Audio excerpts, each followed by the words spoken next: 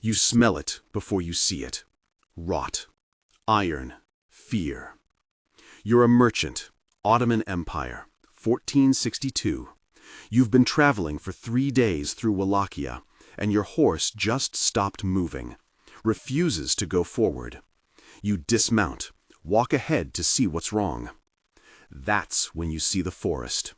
But the trees aren't trees. They're people.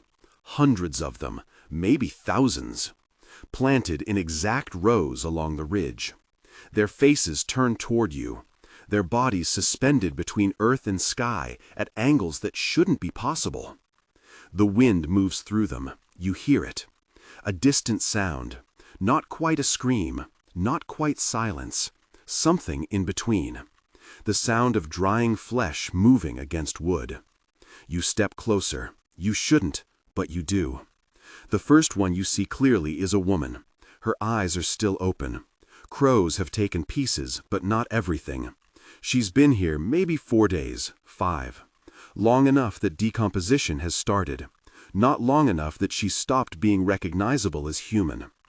Next to her, a child, maybe 10 years old. The stake is smaller, proportional. Someone thought about that. Someone measured. You realize something that makes your hands start shaking. This isn't chaos. This isn't the aftermath of battle. This isn't rage. This is organization. This is method. This is someone who planned this like you plan a trade route. Behind you, your horse bolts. You hear your translator vomiting. Your guards are backing away, hands on their swords, like weapons will help against what you're seeing. And then you notice the detail that breaks you completely. Some of them have signs, little wooden placards hanging from their necks, written in 3 languages, Romanian, Turkish, German. You read one, thief of bread. Another, spoke against the prince. Another, looked at the prince's wife. Another, laughed at the wrong time. These aren't soldiers. These aren't warriors. These are civilians, punished for crimes so small you can barely call them crimes. And there are thousands of them. You turn around. You need to leave. You need to get back to the empire and report what you've seen. But then you see it, in the distance, rising from the center of the forest of bodies. A castle, dark stone, flags flying, smoke rising from chimneys. Someone is home. Someone is watching. Someone arranged this forest of the dead so you would see it from the road, so you would know, so you would go back and tell everyone. This is a message, and you just read it. The message is simple. Turn back or join them. Your name is Mehmed. You're a merchant from Constantinople, and you're about to deliver the report that will change the Ottoman Empire's invasion plans. Because what you just saw isn't war. It's not even cruelty. It's something worse. It's theater. It's statecraft. It's cruelty weaponized into policy. And the man who built this forest, he learned it as a child, in your empire's palace, as a hostage, as a prisoner, as a student of the Ottoman court. You taught him this. And now he's perfected it. His name is Vlad, but history will remember him by another name. Dracula, the son of the dragon, the impaler. And today you're going to learn the truth about what he really was. Not a monster, something worse. A ruler who understood that terror, properly deployed, is the most efficient weapon ever created. But before we enter that forest, before we walk through the rows of bodies and understand how one man turns suffering into strategy, I need you to do something. Subscribe to this channel right now. Hit that notification bell, because what you're about to learn, YouTube doesn't want you to see. This is documented history, primary sources, diplomatic reports, but it's too dark, too real, too disturbing for the algorithm. So if you want the truth, if you want to understand how power really works, You need to force YouTube to show you. And drop a comment, one word, forest. Tell me you're ready to walk through it. Tell me you want to know what they don't teach you in school. Because what happened in Wallachia between 1456 and 1462 wasn't just medieval cruelty. It was a laboratory, an experiment in state terror, a test of how far fear can take you before it destroys everything you built. And the answer? Farther than you think, and faster than you'd believe. Let's go into the forest. Let's meet the man who planted it. Let's learn the truth they tried to erase. Welcome to Pharaoh's Wrath, the story of how one man turned his childhood trauma into a weapon that nearly stopped an empire. Imagine being 11 years old. Your father just gave you away, traded you like a horse, like a barrel of grain. You and your younger brother, Radu, hostages, sent to the Ottoman Empire as insurance. Your father made a deal. He keeps his throne in Wallachia. The Sultan keeps his sons. 11 years old, ripped from your home, taken to Adrianople, the heart of the empire that your people have been fighting for a century. You don't speak the language. You don't know the customs. You don't know if you'll ever see your family again. This is Vlad's origin story, and it's not a story about evil. It's a story about education. Because what happens next isn't torture. It's worse. It's training. The Ottoman court in the 1440s was the most sophisticated bureaucracy in the world. They had perfected governance through fear. They had turned cruelty into science. They had built an empire that stretched from Vienna to Baghdad by understanding one fundamental truth. Fear is more efficient than love. Terror is cheaper than loyalty, and spectacle is more powerful than any army. Young Vlad watched. He learned. He absorbed.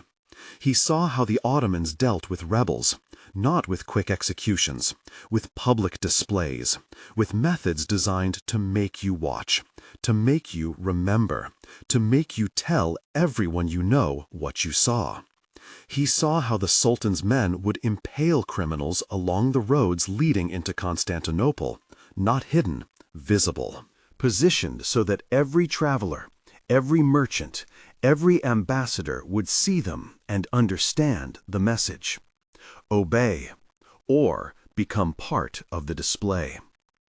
He watched how the Ottoman court used informants, how they rewarded betrayal, how they made trust dangerous, how they turned families against each other by making accusation profitable and silence deadly.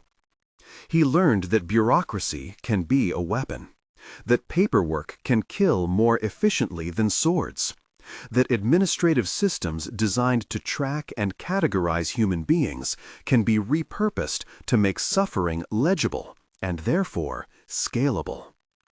But here's what makes Vlad's story different from other tyrants. He wasn't just observing. He was a prisoner. He was on the receiving end of this system. He felt what it was like to live under constant surveillance, to know that every word could be reported, that every friendship could be a trap, that the only safety was in isolation. And he made a choice that would define everything that came after.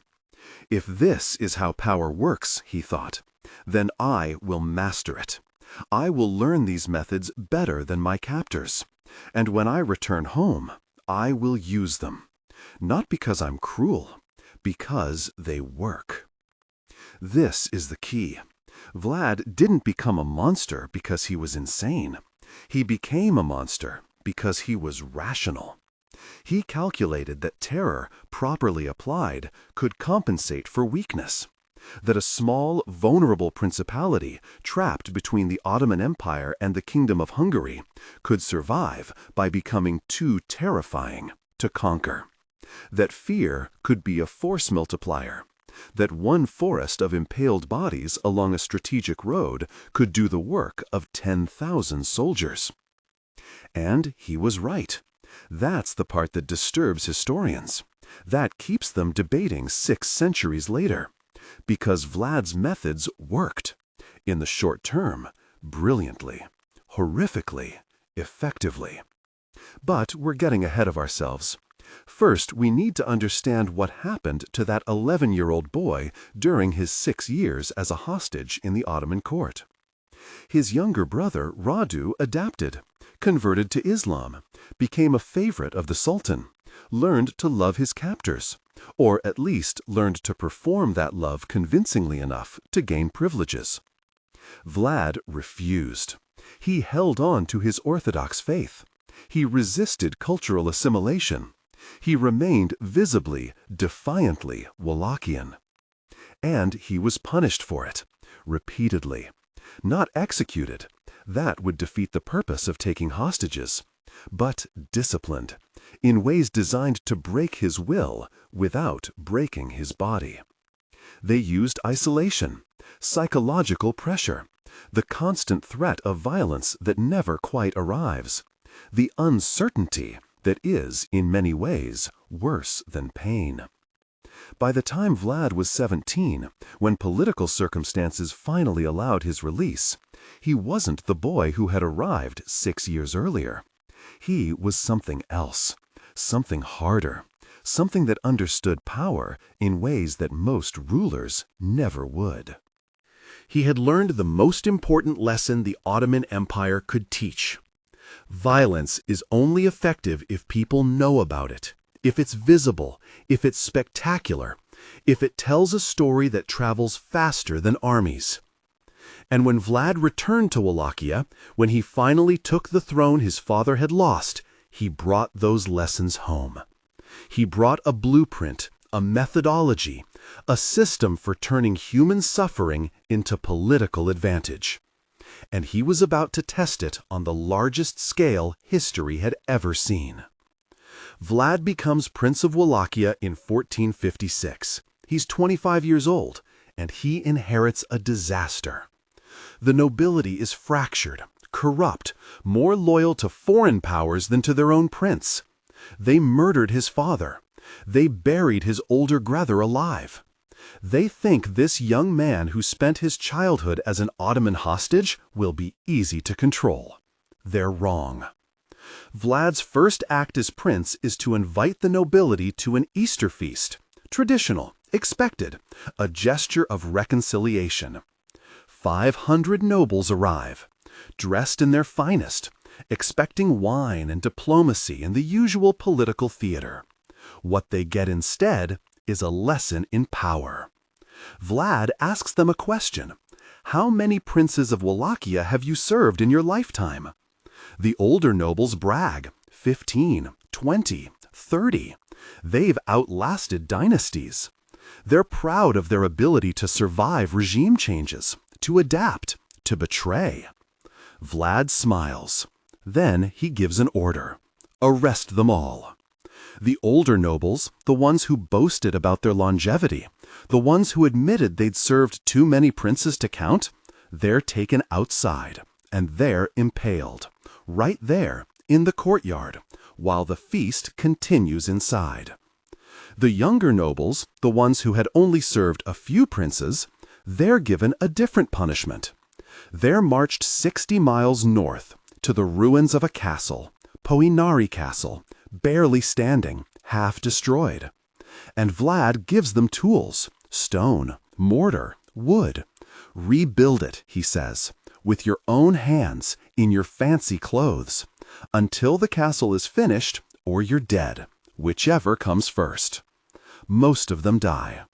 The ones who survive are too broken to ever challenge him again.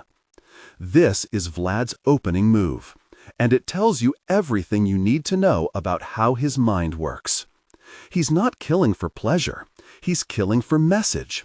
He's not punishing for revenge. He's punishing for effect. The nobles who died, they were the example. The nobles who survived, they were the warning. And everyone else in Wallachia, They were the audience.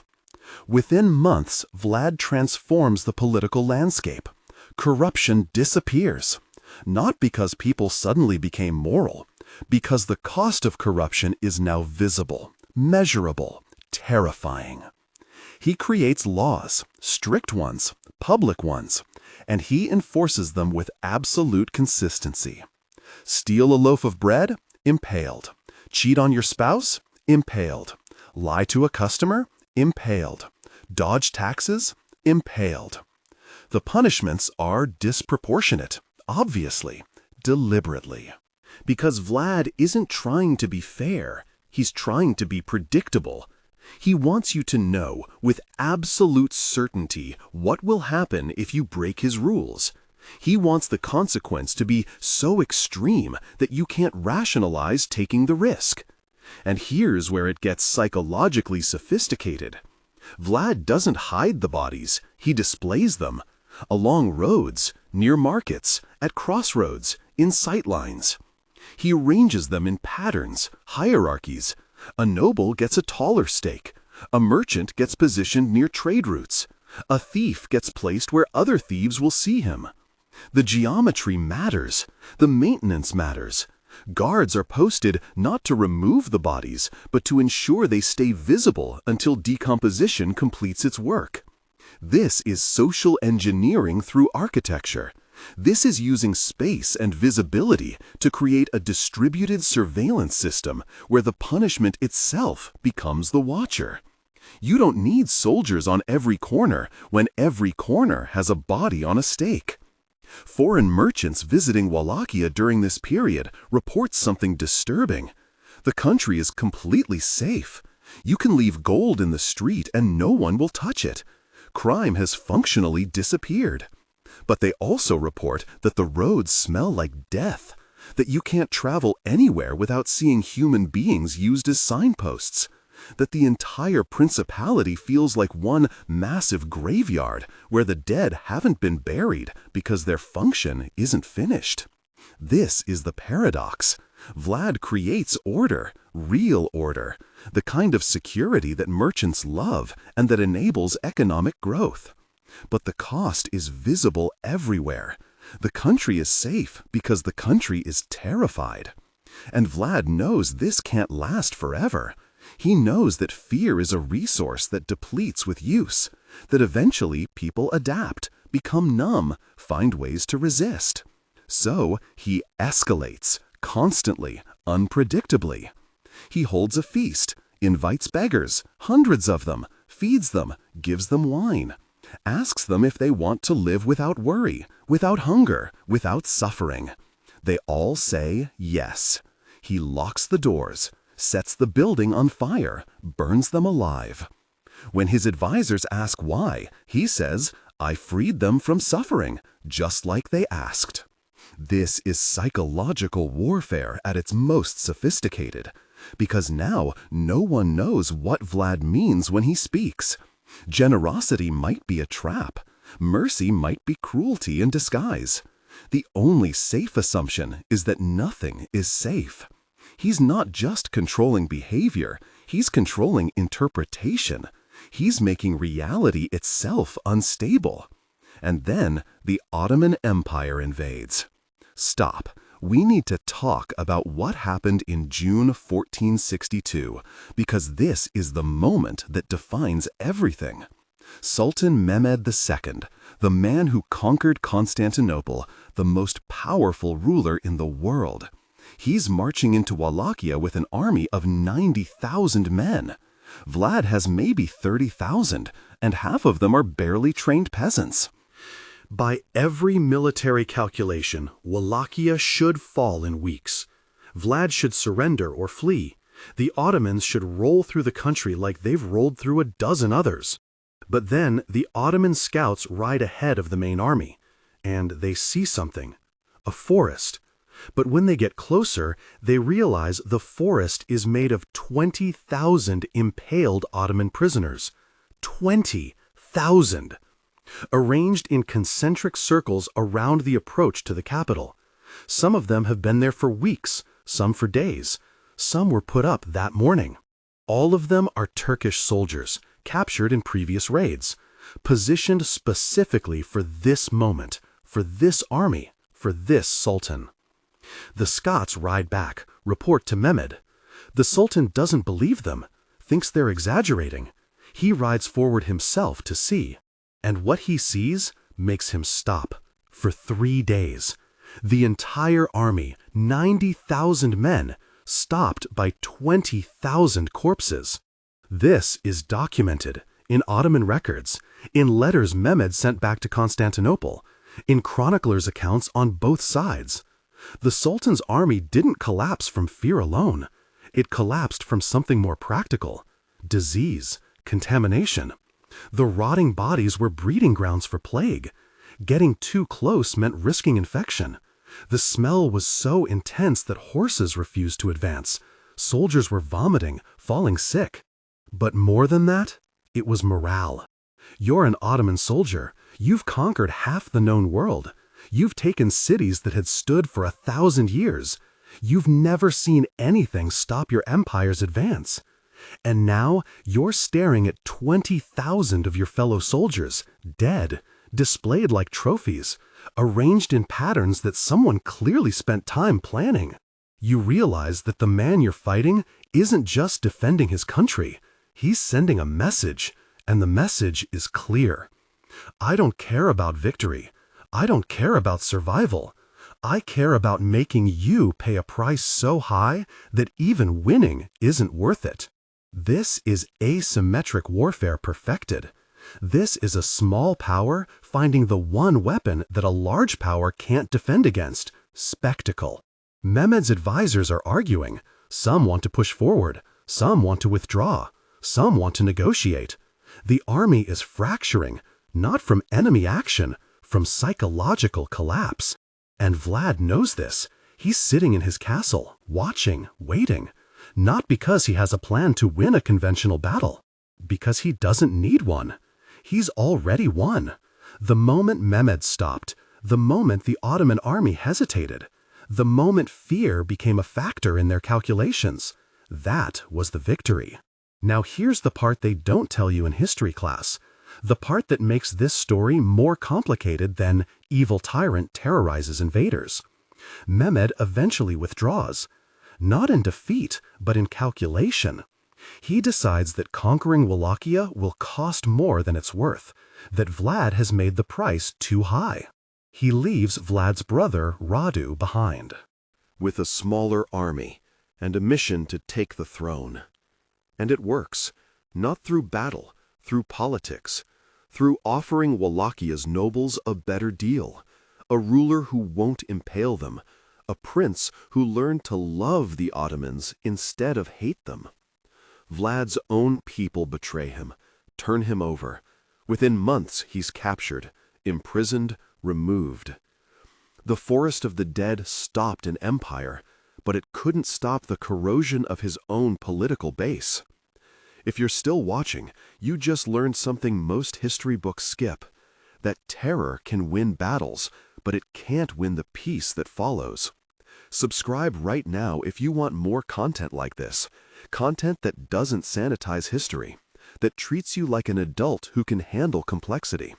Hit that like button. It tells YouTube this matters, that people want the truth. And comment below, which disturbs you more, that Vlad's methods worked or that his own people eventually chose the enemy over him?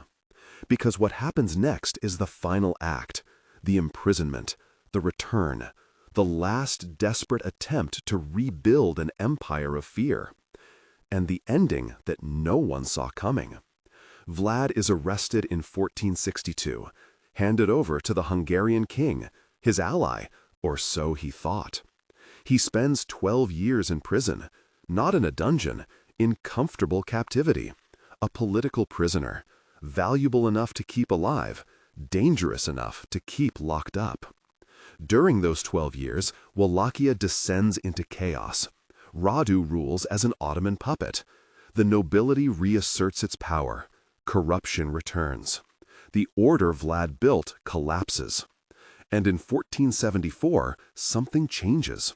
Hungary needs Wallachia stable. The Ottomans are pushing west again.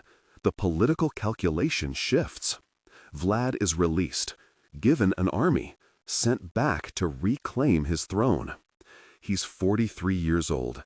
He's been in prison for 12 years, and he's about to discover that you can't step in the same river twice.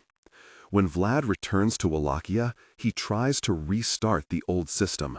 He arrests nobles. He orders executions. He begins constructing the machinery of terror that worked so well before. But something is different. The people remember, not just the order, not just the safety. They remember the fear, the stakes, the bodies, the friends and family members who disappeared. And they're tired. This is the moment where Vlad's story transforms from simple tyranny into tragedy, because he genuinely believed he was protecting his people. He genuinely thought terror was the only language that worked in a region trapped between empires. He was, in his own mind, a patriot, a defender, a ruler willing to do the terrible things necessary for survival.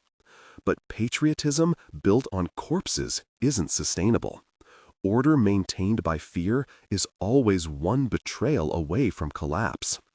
And the betrayal comes fast. Within months of his return, Vlad is ambushed. We don't know exactly who ordered it. Ottoman agents, rival nobles, former allies tired of his methods, maybe all of them. He's killed in battle. Or assassinated. The sources disagree. What they agree on is what happened to his body. His head is cut off, preserved in honey, sent to Constantinople as a gift to the Sultan, displayed in the marketplace, a trophy, proof that the impaler has been impaled by history. This is the ending that makes Vlad's story more than just medieval horror. This is the moment that transforms him from monster into cautionary tale. Because Vlad was right about one thing: terror works. In the short term, brilliantly, effectively, measurably. He stopped an empire with 20,000 corpses. He created order with impalement. He bought time for his country with methods so extreme that enemies reconsidered their calculations. But terror has a half-life. It decays. It corrodes. Not just your enemies, your own foundation. The same nobles who benefited from stability turned against him. The same merchants who enjoyed safe roads eventually sought other trade routes. The same people who lived without crime eventually decided they'd rather risk chaos than endure his peace. And the international community that once tolerated him as a useful bulwark eventually decided he was too unstable, too unpredictable, too dangerous to keep around. This is the pattern, and it's not unique to Vlad. Stalin, Pol Pot, Saddam Hussein, Gaddafi. Every ruler who builds power on terror eventually discovers that the foundation is sand. You can force compliance, you can create order, you can even win wars. But you can't build institutions. You can't create loyalty. You can't generate the social trust that makes a society resilient. Terror hollows out a state from the inside. It makes people obey, but not believe. It creates stability, but not legitimacy. It produces order, but not consent. And when the terror stops, when the ruler dies or is overthrown, the hollow collapses. Wallachia after Vlad proves this. It fragments immediately, returns to the chaos he spent his reign fighting against. His methods didn't create lasting change. They created a pause, a terrible, brutal, effective pause. But pauses end. And when they do, the question becomes, was it worth it? Did the years of order justify the rivers of blood? Did the temporary security compensate for the permanent trauma? Did stopping one invasion justify the methods that alienated everyone else? History doesn't give clean answers. It gives competing narratives, competing values, competing ways of weighing costs and benefits. Some Romanian nationalists today see Vlad as a hero, a defender who did what was necessary, a ruler who understood that survival in a brutal world requires brutal methods.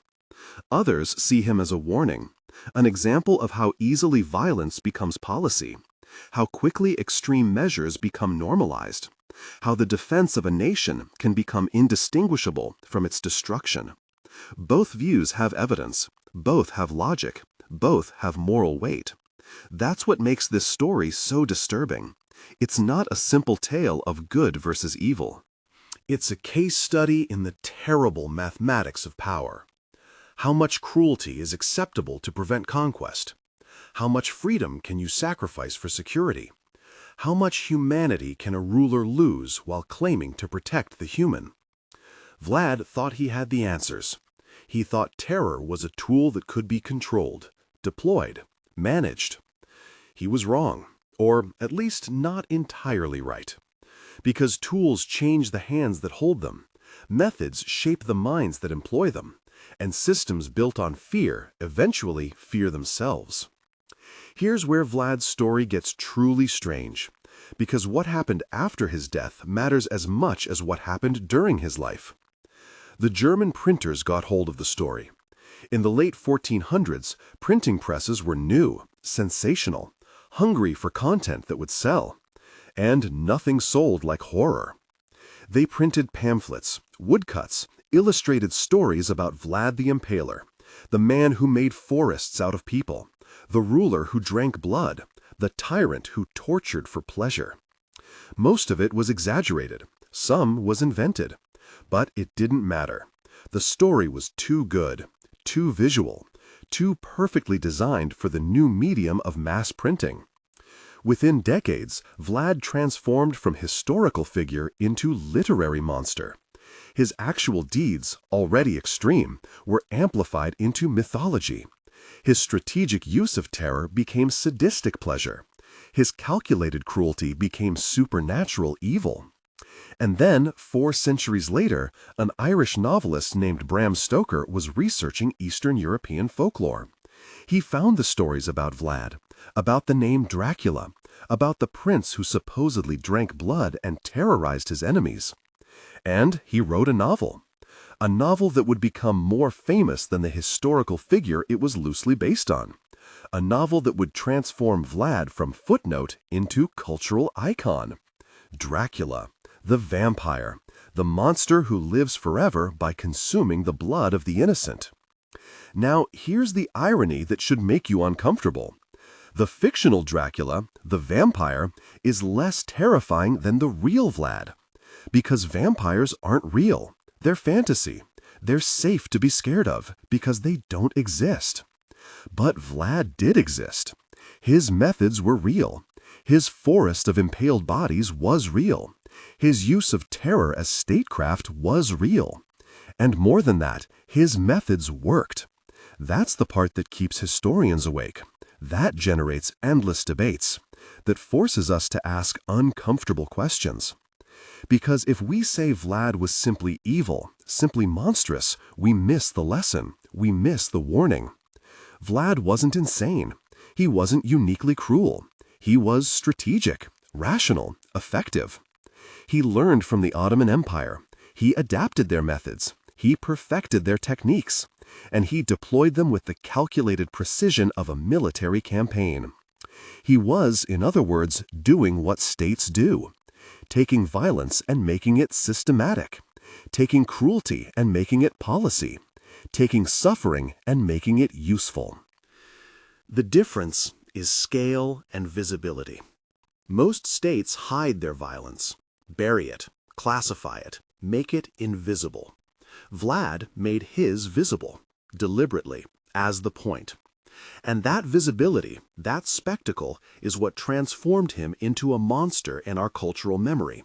Not because he killed more people than other rulers, but because he made us watch. He refused to let violence be clean, abstract, hidden. He forced everyone to see the cost, to smell it, to count the bodies. And in doing so, he revealed something we'd rather not think about. That the difference between Vlad and other rulers isn't necessarily the amount of violence they use, it's how publicly they display it. Modern states kill through sanctions that cause famine, through drone strikes that vaporize families, through economic policies that destroy communities, through border enforcement that drowns migrants. But we don't see the bodies. We don't count the stakes. We don't walk through forests of the dead on our way to work.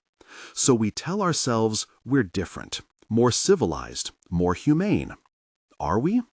Or have we just learned to hide our violence better, to make it more abstract, to create bureaucratic distance between the decision and the death? Vlad's forest forces that question because it makes violence visible, undeniable, unavoidable. And in making it visible, it makes us responsible for how we answer. Was Vlad a monster? Yes, obviously, definitively. But was he uniquely monstrous? Or was he just unusually honest about the violence that all states employ? That's the question the forest asks. That's why his story survives. That's why we can't look away. Because 6 centuries later, we're still trying to figure out how to answer. Let's return to where we started, to you, standing at the edge of that forest, smelling the rot, seeing the bodies, reading the signs. You're a merchant. You came to trade. You thought this was just another country, another road, another day. But now you know. You've seen what power looks like when it stops pretending, when it stops hiding behind laws and bureaucracy and the fiction of consent. You've seen the forest, and the forest has seen you. So what do? Do you turn back? Do you find another route? Do you report what you saw and let your empire decide? Or do you keep going? Do you trade with the monster? Do you benefit from the order he created, even as you're horrified by how he created it? That's not a medieval question. That's a now question. Because we all trade with monsters. We all benefit from systems built on violence we don't see. We all live in forests we've learned not to notice. Vlad's only crime was making it visible. And his only achievement was proving that terror works. Until it doesn't. Until it eats itself. Until the forest becomes so dense that there's no room left for the living. That's the lesson. That's what Pharaoh's wrath teaches us. You can build an empire on fear. You can stop invasions with corpses.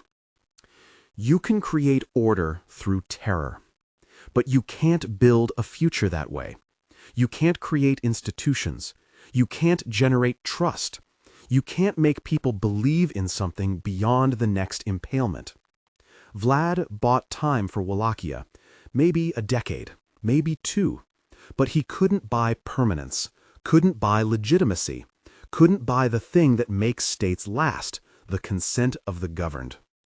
And in the end, that's what killed him. Not the Ottomans, not his enemies, but his own people. Exhausted by the forest, tired of living in the shadow of stakes. They chose chaos over his order. They chose risk over his security. They chose uncertainty over the certainty of terror. And that choice, more than any battle, more than any forest, more than any legend, is what defines Vlad's legacy.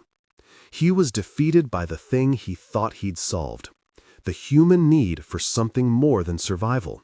The human hunger for meaning, connection, trust. You can't impale that.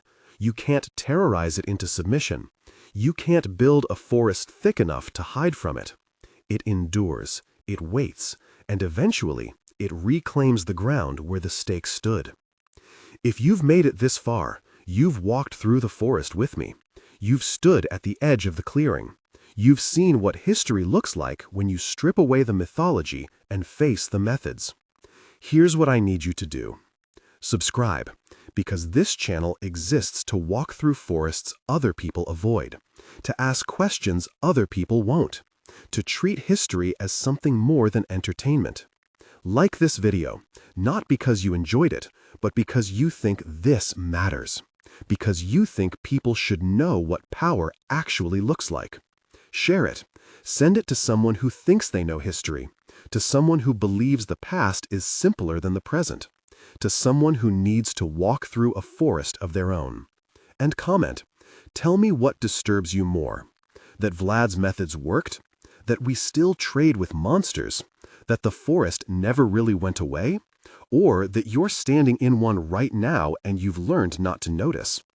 I read every comment, and I want to know where you stand. Next video, we're going somewhere darker, into the household, into the private violence that continued after the public spectacle ended, into the places where terror became domestic, intimate, invisible.